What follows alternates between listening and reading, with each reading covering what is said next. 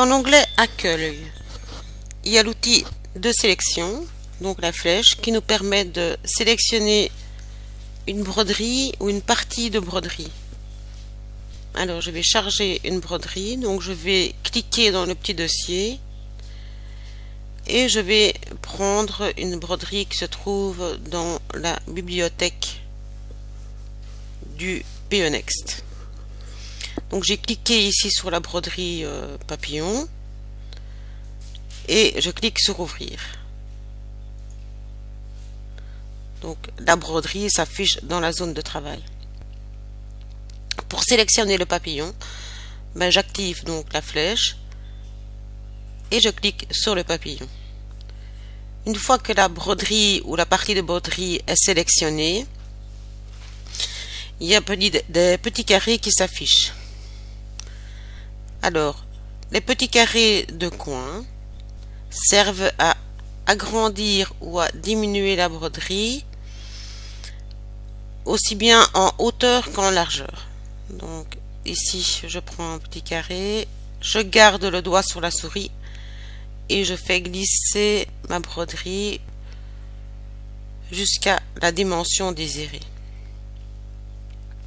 Alors ici, j'ai une petite croix qui me permet de faire bouger ma broderie pour la positionner dans la zone de travail. Les petits carrés qui se trouvent au-dessus et en dessous de la broderie servent à agrandir ou à diminuer la broderie en hauteur. Voilà.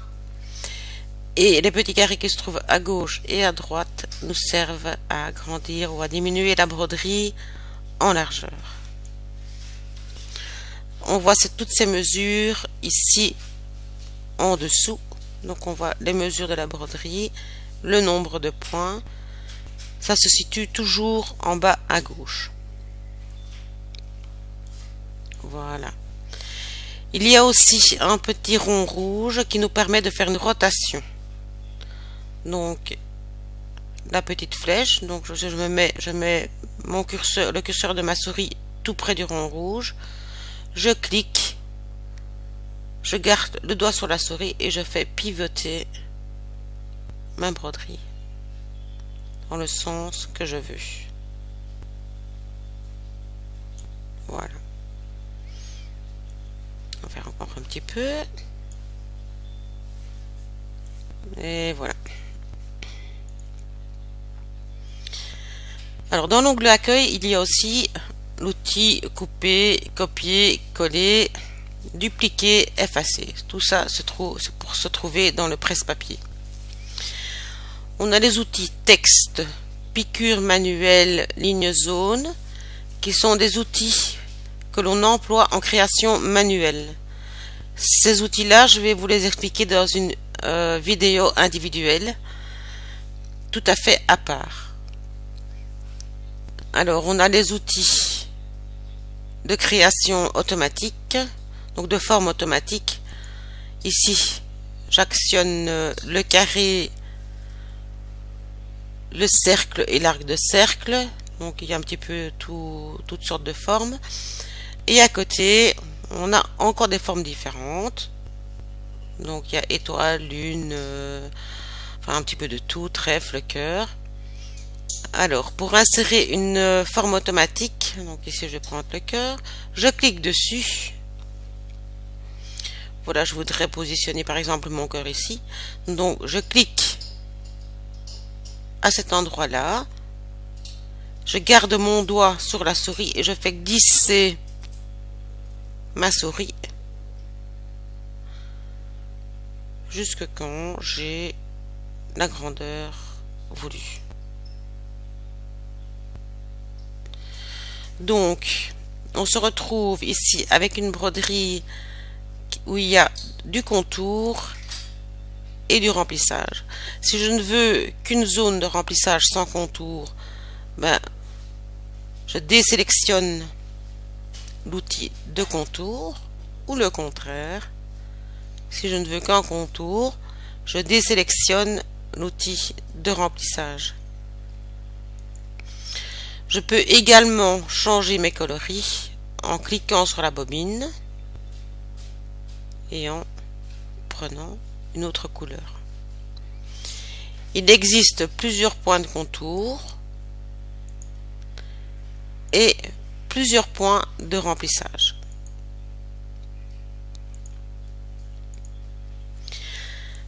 Alors, dans l'outil accueil, il y a aussi, dans l'onglet accueil, il y a aussi l'outil importer des motifs. Cet outil nous permet d'importer des motifs, ajouter des motifs en plus dans la même zone de travail. Donc, si j'importe un motif, je peux l'importer de la bibliothèque de motifs qui se trouve dans le programme, d'un dossier que l'on a sur l'ordinateur, de la carte qui se trouve dans le module, d'une image vectorielle ou du Design Center. Donc ici, je vais importer une broderie de la bibliothèque de motifs. Donc je clique dessus. Il y a la fenêtre importer qui s'ouvre. Donc je peux choisir ici la bibliothèque des motifs. Là, je peux choisir une broderie provenant du programme. Il y a aussi ici un petit outil qui nous permet de cliquer sur un dossier. Il y a des dossiers tout à fait prévus dans le programme aussi, où il y a des broderies avec des formats différents que PES. Donc ici, on voit DST, EXP, PCS, Husqvarna, GEF, etc. On peut également choisir son dossier. On n'est pas obligé de prendre le dossier qui se trouve dans le programme. On peut choisir aussi un de ces dossiers personnels qui se trouve dans le PC. Donc je clique dessus et là je peux choisir le dossier dans lequel se trouve une de mes broderies personnelles. Il y a également ici le petit outil qui permet de prendre la broderie qui se trouve dans la carte de module, qui se trouve dans le module. Donc alors ici je vais insérer une broderie, donc il y en a quand même pas mal, de la bibliothèque. Donc je clique sur le chapeau et je fais importer. Donc le chapeau a été importé dans ma zone de travail. Alors on peut enlever la fenêtre par la suite une fois terminé. L'outil suivant est l'outil zoom qui nous permet de zoomer en taille réelle, zoomer sur l'objet sélectionné, zoomer sur tout, augmenter et diminuer. Donc si je zoome sur l'objet sélectionné, ici c'est le chapeau qui est sélectionné, je clique sur zoom sur l'objet sélectionné et on ne voit que le chapeau. Alors on a ensuite l'outil panoramique qui nous permet de faire bouger la zone de travail. Voilà. On a l'outil mesurer qui nous permet de mesurer grâce à une règle, une mesure que l'on désire avoir par rapport à une broderie. Donc ici la mesure va s'afficher en dessous. Donc si je veux par exemple mesurer de la fin de la plume au début du chapeau, je clique avec la gauche de la souris et je maintiens mon doigt sur la souris sur le début de la mesure. Donc ici il y a un tout petit rond rouge qui s'installe et je fais glisser la souris, voilà, jusqu'à la fin du chapeau et j'ai ma mesure en dessous à gauche. Dès que je lâche le doigt de la souris, la mesure est partie. Alors ici je vais zoomer taille réelle. On a par la suite le réglage du motif. Le réglage du motif qui nous permet de choisir et de régler le motif en fonction des machines que l'on a. Donc ici, il y a les machines ménagères ou les machines professionnelles. On a tous les cadres pour chaque machine. On peut faire une rotation de 90 degrés. On peut éditer un tambour. Et on peut personnaliser aussi la zone de travail. Ici, c'est simplement le coloris de l'arrière-plan. Donc si on a choisi gris, on pourrait choisir une autre couleur. Si je clique sur les machines professionnelles, j'ai aussi tous les cadres qui s'y reportent. Par exemple, je vais prendre le cadre 300 par 200. Voilà. Je clique sur OK. Et ma zone de travail a augmenté de mesure puisqu'elle mesure maintenant la grandeur du cadre que j'ai choisi. Donc, et surtout le cadre que je vais employer au moment de broder. Alors, l'outil suivant sert simplement à envoyer la broderie vers la machine. Ici, je vais zoomer sur le papillon.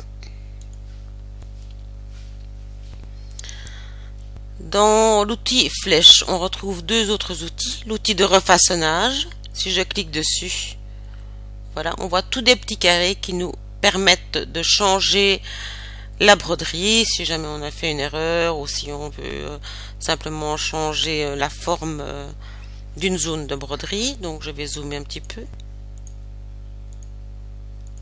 Voilà, et on voit tous les petits carrés. J'actionne à nouveau l'outil de refaçonnage et je fais bouger mes petits carrés. Voilà. Je les fais glisser en gardant le doigt de la souris pour tout simplement changer ma broderie. Voilà. Hop. Si j'active de nouveau la sélection, on voit vraiment que mon fil a changé de place.